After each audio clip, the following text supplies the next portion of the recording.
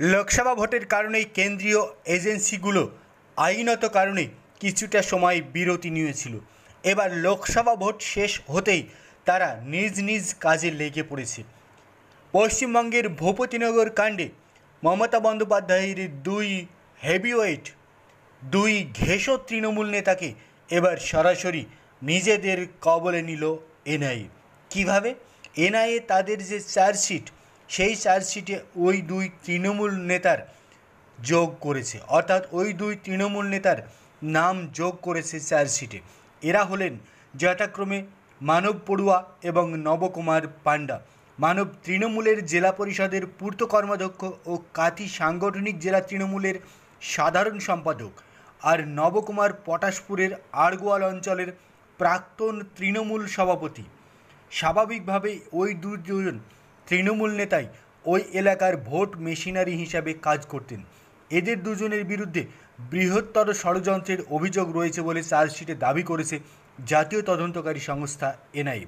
2022 সালের 2রা ডিসেম্বর ভূপতিনগরের নাড়ুয়াবিনা গ্রামে তৃণমূলের বুথ সভাপতি রাজকুমার মান্নার বাড়িতে বিস্ফোরণ ঘটে। দিন তিনেক আগে ভূপতিনগর বিস্ফোরণ কাণ্ডে প্রথম দফার চার্জশিট জমা দেয় এনআইএ। প্রাথমিকভাবে মোট 6 জনের বিরুদ্ধে রিপোর্ট জমা করা হয় চার্জশিটে।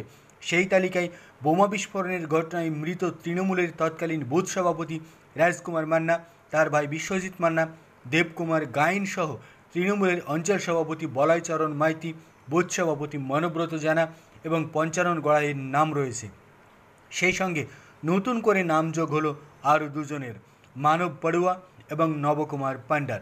তদন্তকারী এনআইএর তরফে জানাচ্ছে, জেলা পরিষদের পূর্ত কর্মাধ্যক্ষ মানবের বাড়িতে তল্লাশি চলাকালীন বেশ কিছু গুরুত্বপূর্ণ নথি বাজেয়াপ্ত করেছে তারা।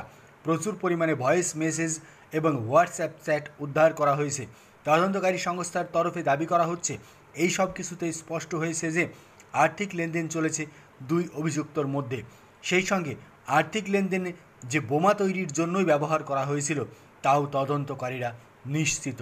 অর্থাৎ ভূপতিনগর কাণ্ডে যে বিরাট পরিমাণে বিস্ফোরণ হয়েছে তার পিছনে যে আর্থিক লেনদেন ছিল, অর্থাৎ ওই বোমা তৈরি বা বোমা তৈরির সরঞ্জাম ক্রয় বিক্রয়ের ক্ষেত্রে যে আর্থিক লেনদেন, সেটাও এই তৃণমূল নেতাদের দ্বারাই সংঘটিত হয়েছিল, এমনটাই নিশ্চিতভাবে জানাচ্ছে এনআইএ। আর তারপরই তাদের দুজনের নাম চার্জশিটে যোগ করা হয়েছে।